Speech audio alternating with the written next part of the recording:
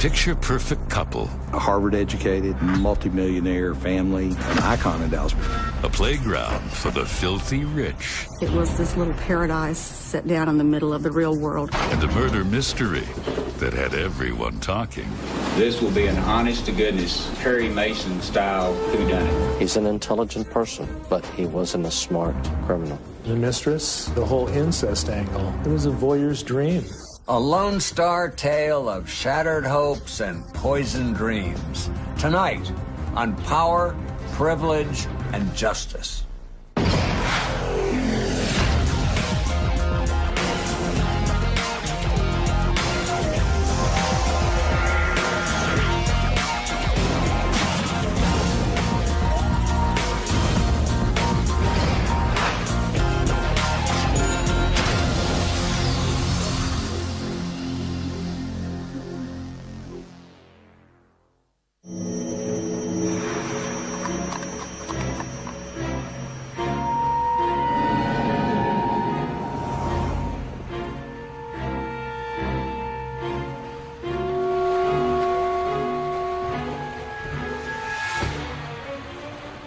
January 9th, 1990. 42-year-old Richard Lyon races through Highland Park, Texas in his Alfa Romeo. He screeches to a halt outside Presbyterian Hospital.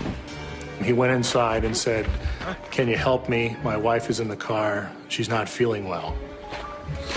ER personnel went outside and indeed found Nancy Dillard Lyon in a fetal curl in the passenger seat. Barely conscious, the 37-year-old woman tells doctors she's been feeling ill all day. We did have a round of flu going through Dallas then. Emergency room staff assumed that it was probably the flu and began to treat her. But Nancy fails to respond to treatment. She had low blood pressure, nausea, vomiting, diarrhea. Pretty quickly, it became apparent that it wasn't a typical flu-like situation. And Nancy Dillard Lyon isn't a typical patient. A successful real estate developer, she's also the daughter of Bill Dillard Sr., one of the most prominent and well-connected businessmen in Dallas. Bill Dillard Sr. was known as Big Daddy to everyone, one of the lions of industry in Dallas. The Dillard family was a very wealthy, powerful family, a very quiet power, behind-the-scenes power, but one of the most powerful families in Dallas.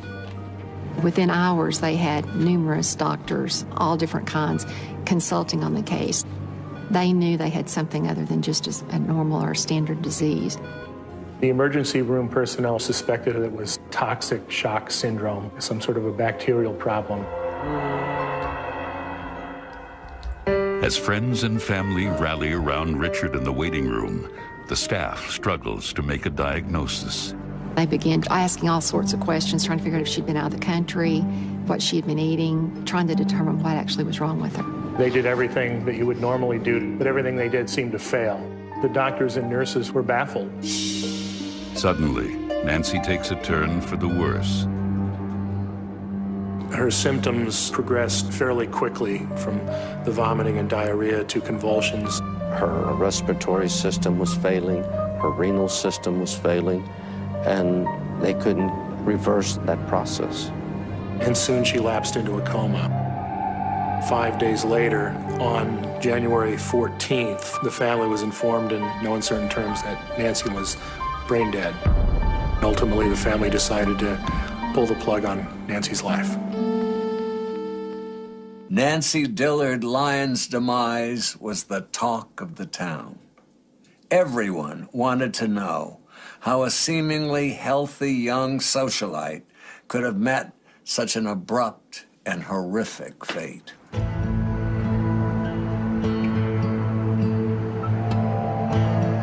I think it was a tremendous shock. Overflow funeral, absolute door-to-door, wall-to-wall packed with people. Tremendous grief over her death. The initial reaction was purely grief. Very few suspected that this was anything more than a tragic death as a result of some strange bacterial problem. But behind closed doors at the Dillard mansion, suspicion builds. They thought maybe foul play had occurred and contacted the district attorney's office. While Richard signs the papers for an autopsy, Big Daddy pressures the authorities to take a closer look. We've got people that are suspecting things, but we still didn't have a cause of death. We had no idea until an autopsy was run. The doctor said it was toxic shock, so our hands are a little tied on how much we can do. But the stories that Dillards have to tell pique investigators' interests. There was a curious incident where someone left a bottle of wine on her porch, along with a bottle of pills, with a message that said, "To a special lady from a secret admirer." Their family thought that possibly those things got her sick. According to Richard, Nancy had been receiving threatening mail for months. A former boss of Nancy's was involved in some very, very acrimonious litigation. Nancy's testimony had hurt him a great deal in that. And the threats are still coming. Richard got a mysterious phone call on the home answering machine saying, "She got hers and you're next." Then, investigators receive a phone call from the morgue. The medical examiner's office informed me that the cause of death for Nancy Dillard Lyon was arsenic poisoning. Toxicology reports came back showing that she had 100 times the normal amount of arsenic in her body. Once we got back those autopsy results, it became a murder case. At one time, arsenic was known as the king of poisons and the poison of kings, the ideal weapon when you wanted to dispatch an enemy without drawing attention to yourself. Now it had claimed the princess of the Park Cities. But who was the culprit? Days after Nancy Dillard Lyon's mysterious death, her autopsy reveals fatal levels of arsenic. They quickly rule out Nancy's former boss, then start taking a look closer to home. I contacted Mr. Dillard Sr. at his home after the funeral and requested a meeting with him. He went over many things, concerns that Nancy had discussed. Prior to her death, Nancy had confided in her father about problems at home. Nancy Lyon was a very private person. She had been involved with her husband in a separation. The Dillard family were not aware of the problems until just shortly before she became ill. Then, Big Daddy drops some big news. Bill Dillard Sr. said, "We think he may have been trying to kill her." By he, he's referring to his own son-in-law, Richard Lyon. But all Big Daddy has to go on is gut instinct, and investigators will need more than finger-pointing to solve the case. We really didn't have a lot. We've got family suspicions, but we don't have enough to do much. It was such a far-out thing to consider that he could do something, that a person could kill his wife and the mother of his children over anything. Were Richard's long lashes and doleful eyes hiding the soul of a monster? And if he had poisoned his wife, why? To find out, investigators would have to peer behind the facade of Nancy Dillard Lyon's fairy tale life.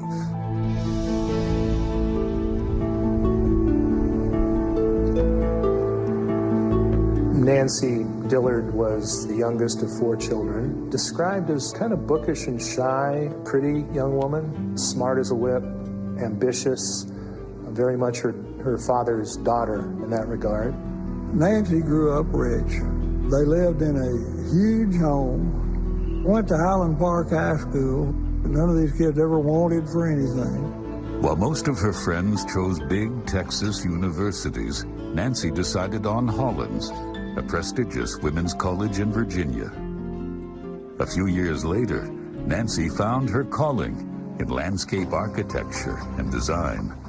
She was inspired to apply for the School of Design at Harvard University. There, sitting in one of her classes, was a young Connecticut man named Richard Lyon. Richard certainly wasn't raised poverty-stricken, but he didn't come from anywhere near the wealth that Nancy Lyon did. His father was an insurance agent with 5 kids and a modest salary. They were a middle-class striver type of family. Despite their different backgrounds, Nancy and Richard quickly fell in love. They were always together. He was a quieter person. She was kind of the personality or the energy in the relationship. They were education equals. They studied a lot together. He learned to mimic her handwriting, and she learned to mimic his handwriting, and she wrote some of his term papers for him. And by the time they got out of graduate school, they pretty well decided they were going to get married. After a lavish wedding, the couple settled in the Park Cities. If you ask anybody in Dallas where do the most influential, the wealthiest people live, they're going to tell you the Park Cities. The Park Cities are known in the Dallas area as the bubble. There's kind of an insular country club scene. These are people who have money or want to have money. They made the reasoned decision to live in Dallas largely on the advice of Richard. Big Daddy knew everybody in Dallas. He could come up with jobs for both of them very quickly. As a Connecticut Yankee in Big Daddy's court, you'd think Richard would have had trouble adjusting. But to the Dillards' pleasant surprise, their new son-in-law was, as they say in Texas, happy as a gopher in soft dirt. He left the Lyons behind and became a Dillard, and he adapted to it really well. The money, the influence, having a family name that gets you the jobs, and he fit right in. From all accounts, from when they were first married, typical Park Cities yuppie couple, very much in love, very happy. Nancy worked for Trammell Crow, the Donald Trump of Texas, huge developer. She was very well known in her professional life.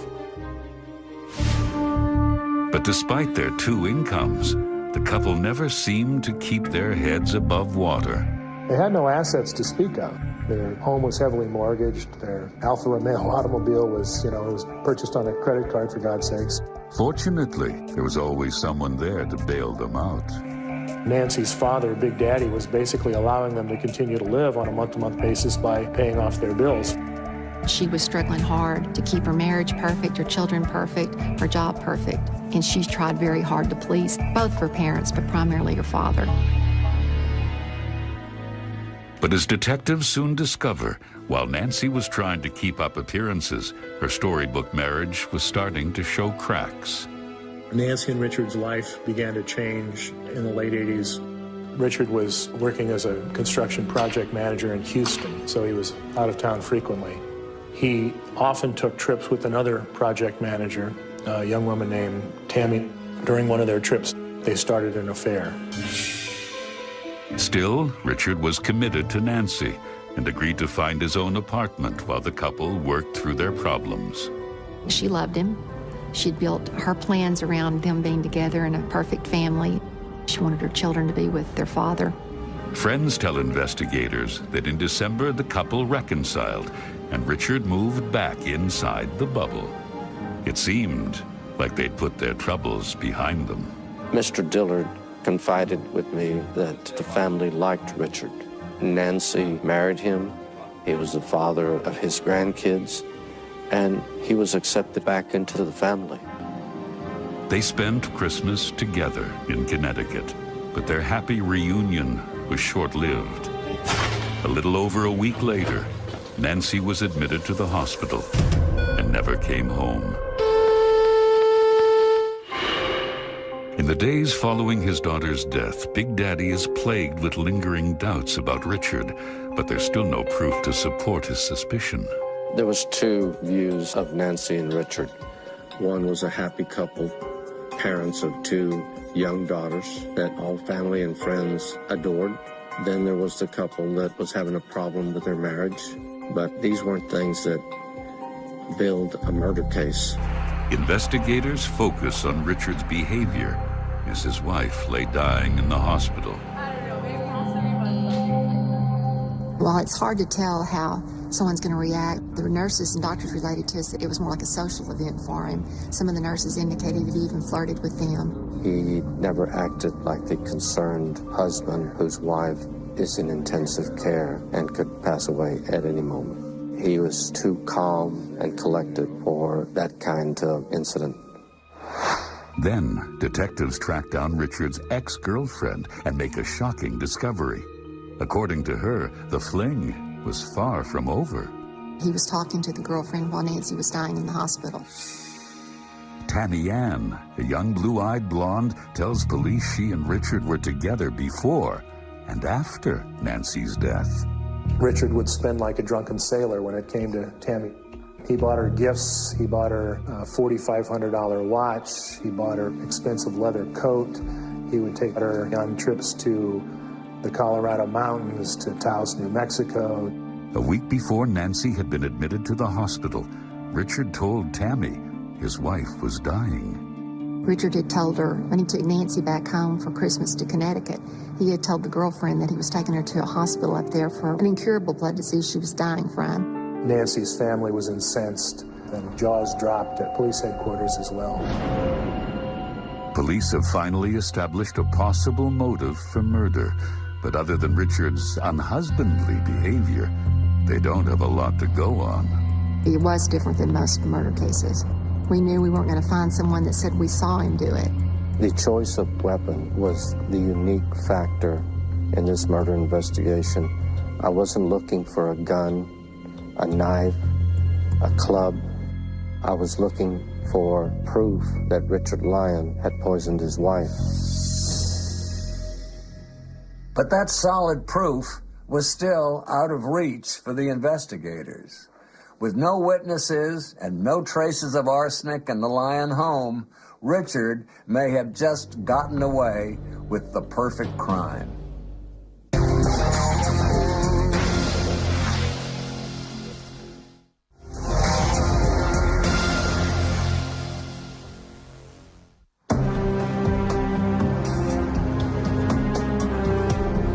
A month after the arsenic poisoning of socialite Nancy Dillard Lyon, suspicion swirls around her husband, Richard. But without any hard evidence, police can't risk tipping their hand, and they ask the Dillards to play along. Even though they were convinced by that point that he was responsible for Nancy's situation, they had to maintain a facade. I think it was strained, and I don't think he sought out their company, but they still kept up the front that they were there for him, taking care of him, and they were all grieving together. But out from under the Dillards' gaze, Richard is hardly the mournful widower. Shortly after his wife died, his girlfriend was at the house a lot with their daughters. I thought, suspicious and very bad taste, if nothing else. And investigators see other red flags. Richard Lyon never made a concerned call to find out why his wife had died, how she had died. Those are questions that most family members want to know right away. And he never called me or the medical examiner's office.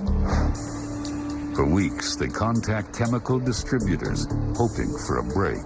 We were looking for a needle in a haystack as far as where he could have bought poisons, where he could have ordered some of these things. Then, a company in Houston delivers some promising news. Their records revealed not one, but 4 separate purchases made by a Richard Lyon. He had purchased quite a laundry list of various types of poisons. Richard Lyon had purchased chemicals as early as January of 1990, and the last purchase, November 27th of 1990. He purchased mercury, barium carbonate, sodium nitroferrocyanide, arsenic, arsenic standard, arsenic trioxide. Anything that had the word cyanide or arsenic or typical things that you associate as being a poison, he was ordering. We had the checks, and the people actually at the lab in Houston that were selling him the chemicals, they could ID him. Records reveal Richard had some of the packages shipped to his office. We had his employers at the company he worked for telling us that they were a natural organic company. They did not use those type of things. It just solidified that the investigation was going in the right direction. Detectives ask Richard to come down to headquarters for an interview. When they inform him of Nancy's cause of death, Richard is oddly unemotional. He wasn't surprised that she'd been poisoned.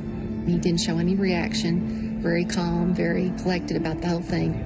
Now, you would think your wife had died a month before from a very strange arsenic poisoning, but he didn't ask how she could have got it. No questions. When they ask him how Nancy could have come in contact with arsenic, Richard coolly informs them he and Nancy were developing a new formula for killing insects. Both were semi-inventors. They were working on ways to kill fire ants.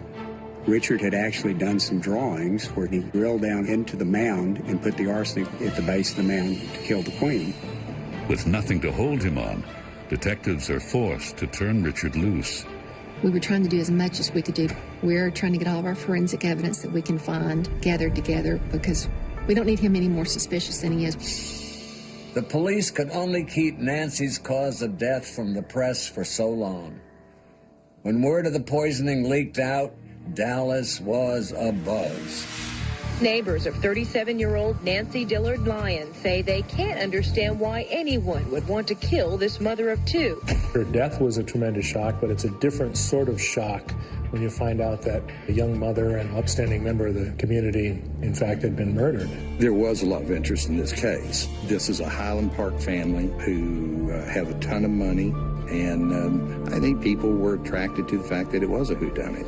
Police are remaining tight-lipped about the suspect and the progress of the investigation. The thing was pretty much a media circus. And there was just as much untrue information in the newspapers as there was true information. And there was a lot of wild speculation. With pressure mounting and the Dallas elite demanding answers, police go public. Police investigators confirm they have only one suspect in their probe of the arsenic murder of Nancy Dillard Lyon. Police say they are looking hard at her husband, Richard Lyon. With the heat turning up, here's where marrying rich may have saved his skin. Richard hired the most expensive lawyer he could find and hunkered down for the fight of his life.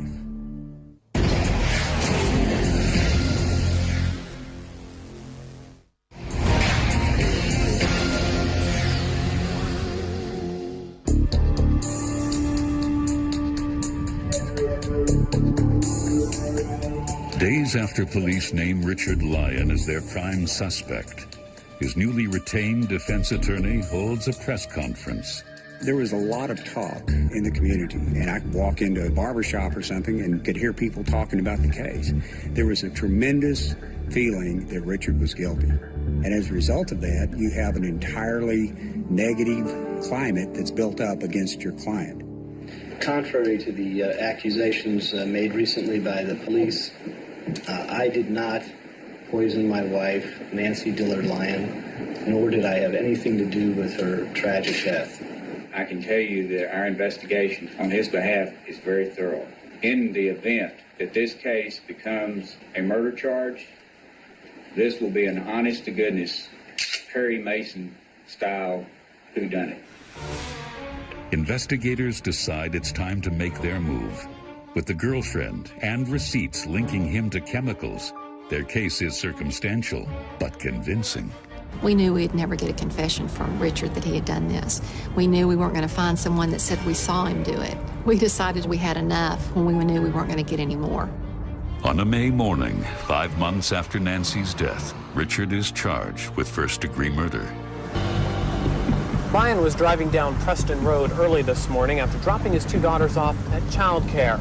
Police pulled him over, which apparently came as a total surprise. Richard Lyon looked terrified to be in that situation, maybe a little shocked to be in that situation, but absolutely terrified. Richard Lyon's arrest warrant paints a damaging picture of a man who says he didn't do it. Police later learned Richard Lyon ordered and purchased barium carbonate, arsenic, and other chemicals through his employer. The employer tells police Lyon is not authorized to order such chemicals. Richard's bluff had been called. Everyone in Dallas was ready to send him to the chair.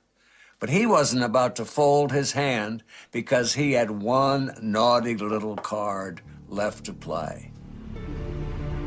I got a call one night, a little after 10 o'clock, from Richard, and he said, "You need to come over here right now. I found something." I get up, get dressed, I go over there, and Richard is in the bedroom, and he's found notes from Nancy, and in those notes are things that where Nancy expresses a fear of sex. When she's not in control, she feels helpless. Then, Richard reveals a dark family secret. Richard had relayed to me that he had learned that Nancy had had an incestuous relationship with her brother. When Nancy Lyon was 11 years old and her brother, Bill Dillard Jr., was 13, their mother caught them having sex. She was horrified. The family's reaction beyond sending Bill Jr. away to boarding school was apparently virtually nil. I think it was something that stayed with Nancy for her whole life. In fact, when Richard began having an affair, she partially blamed herself.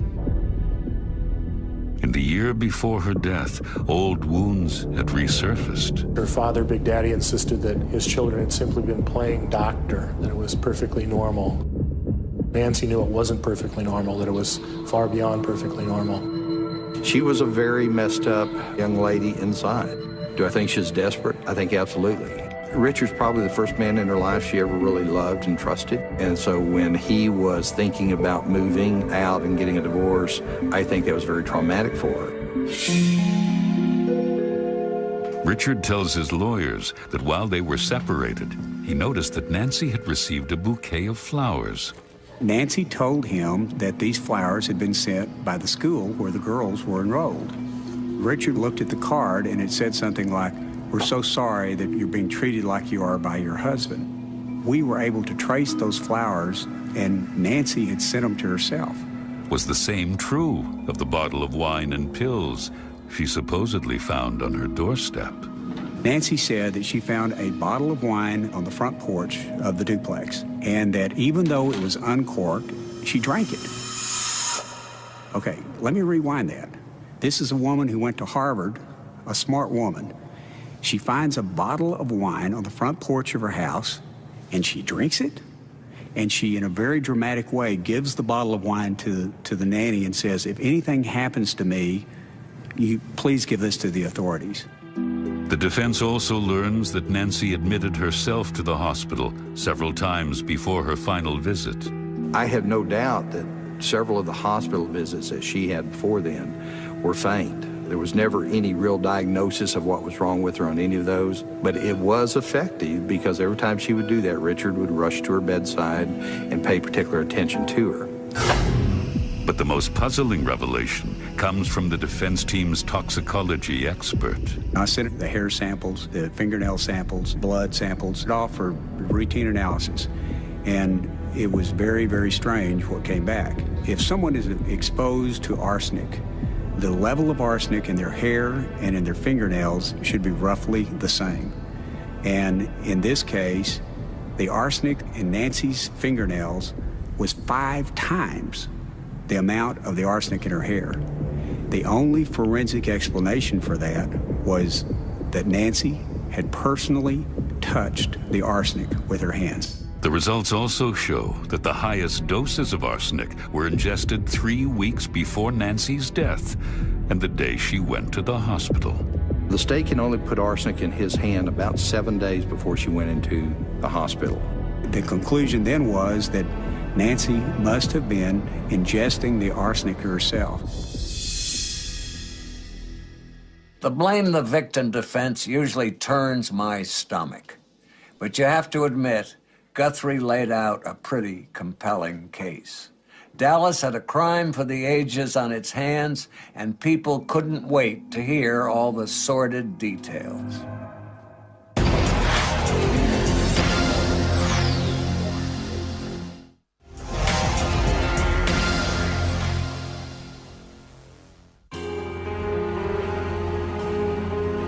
In the days leading up to Richard Lyon's murder trial, the people of Dallas are braced for a soap opera-style drama. The high-profile family, Harvard graduates, living in Park Cities. That was kind of an attention grabber. And then secondly, arsenic poisoning. Those don't come up very often. People outside of the bubble would get a chance to peer inside the bubble. It was a voyeur's dream. Even for Texas, where so many trials, so many crimes seem to be Texas-sized, this was going to be a dandy.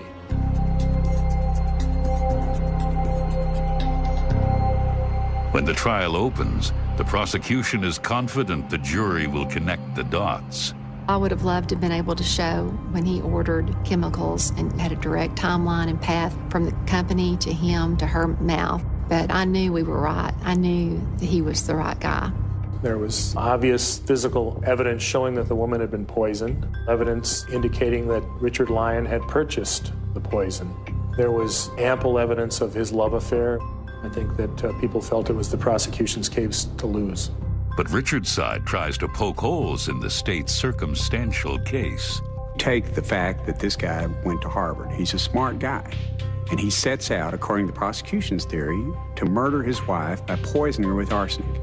Do you really think that a guy like that is going to go buy arsenic under his name and have it shipped to his business address? There'd be a clear paper trail. And I think it's important to remember that Richard is the one who insisted that Nancy go to the hospital. I frankly always thought it was strange that a guy would poison his wife and then take her to the hospital. I wouldn't poison my wife, but if I was, I think I'd wait till she was dead before I called anybody. And I would make sure I wasn't there while she was dying.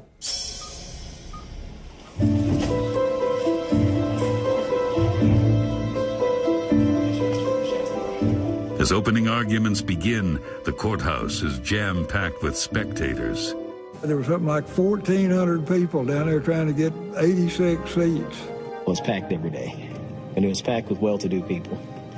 And there was a lot of media there. The Dillards had actually engineered it so that they had people coming in to fill the galleries. They actually had a schedule of people to come to trial to fill the seats up. The only two people in the courtroom that were for Richard were his parents. The prosecutor comes out swinging, more than punches.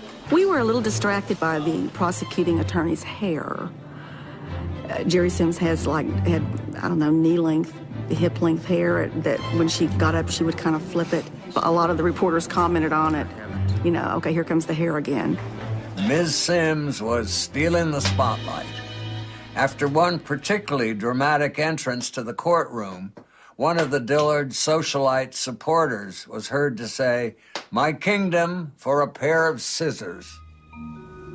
I think that he hated Nancy, but I think the main thing, he wanted that Dillard name still attached to him. He influenced the family, the jobs they could get him. He could not divorce her and keep those things. He wasn't Mr. Nice Guy. He felt that by slowly poisoning her, it would look like she was just a sick woman, and no one would know the difference. So how did the suspect deliver the poison? The prosecution doesn't know for sure, but a shocking discovery at Richard's old apartment gives them a likely M.O. The young lady that was living there was looking for some medication in her medicine cabinet and ran across a pill bottle. It was medication for Nancy Lyon. Tests revealed that someone had tampered with the pills and laced them with cyanide. These were capsules that I believe Richard was giving to Nancy. She didn't know that she was daily being poisoned by him. I think he was experimenting with different things, trying to find out what he could give her that would kill her. We had the evidence that he had ordered different types of compounds with arsenic in it. We had the checks and the people actually at the lab that were selling him the chemicals. But the prosecution is still missing a few pieces of the puzzle. The forensic evidence indicated that she had a large dose of arsenic about 3 weeks prior to going into the hospital. Another dose probably on the day she went into the hospital. That was a period before the state could ever put any arsenic in Richard's hands. The more likely suspect, they say, is Nancy herself. The defense paints her as a desperate woman dealing with the painful scars of incest. Nancy, needless to say, had a lot of issues. Her husband was sleeping with another woman. She was facing divorce. The defense saw that as a vulnerability. I think they saw Nancy as being a viable candidate for suicide.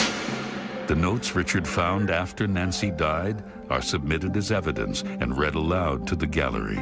Trying hard to have the June Cleaver family busy, frustrated, anxious, demanding, controlling, too accomplishment-oriented, hurts my family life. When I don't have power, I feel inadequate, and when I don't feel in control, I get angry. Fear of Bill and what his desires are, sex, sick sex, incest issues with me. An already stunned courtroom is then hit with another surprise. when the defense reveals a receipt from a company named Chemical Engineering. The owner, Charles Couch, takes the stand. Couch explained that he took a phone call from a woman who asked about poisons that might help eradicate a fire ant problem in her backyard. The woman identified herself as Nancy Lyon. The invoice has Nancy's work number on it, it has her home phone number, and it has a Texas driver's license number. The invoice from Couch's firm showed that she had purchased the chemicals.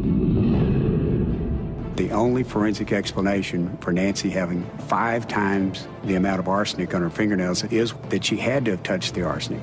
And I think that what happened in this case is that Nancy ingested arsenic herself in a bizarre plot to try to keep Richard in the marriage. And she accidentally put too much arsenic in her blood. And I think that's what killed her. Richard's attorney had kept his promise. This was truly a Perry Mason-style turn of events. But this Texas tale had one more unbelievable twist. In the final days of testimony, the state tries to rebut the assertion that Nancy Dillard Lyon poisoned herself. We investigated every possibility. Maybe she had done it to herself. Maybe she had accidentally ingested it. The first thing that the doctor told us, there's no way you would use arsenic to kill yourself. She was in such pain, it was horrible. I mean, her organs shut down over a long period of time. The medical examiner said nobody would put themselves through that. The prosecution also has to account for the high levels of arsenic in Nancy's fingernails. My explanation for that was, and the doctors seemed to agree, the throwing up and that would have arsenic in it, that you could get that on your hands and it would change the arsenic levels in your fingernails. The state then calls a handwriting expert to analyze Nancy's notes. The handwriting seemed just slightly different from those last notes about the incest and the rest of the notations on the page. Nancy and Richard had gone to graduate school together. They learned to write like each other so they could work on each other's projects. If you took one writing by him, one by her, it looked almost identical. And that FBI expert in handwriting, he could definitively say, she did not write these things. These are forgeries. Without equivocation, he said the notes about incest were made in the hand of Richard Lyon. Then, the state delivers a final blow. On rebuttal, Charles Couch returns to the stand and tells the jury the typed receipt doesn't belong to his company. He always hand-wrote his receipts. He never typed them out. Someone had copied the chemical engineering letterhead, had placed it on a blank receipt, and the list of the chemicals were added to the receipt page, making it look like a legitimate receipt for a purchase. That, I think, did it for me, and I think for some others, too. That was kind of hard to refute. The Couch testimony was an indication of a lie, and juries don't like to be lied to. Above all else, juries don't like to be lied to. It takes the jury less than an hour to return with their verdict. Is that verdict? We, the jury, find the defendant Richard Allen Abu Lyon guilty as charged in the indictment. Okay, thank you. I don't think a single person in the courtroom was surprised by the verdict except Richard Lyon. He could not believe it. He could not believe he had been convicted.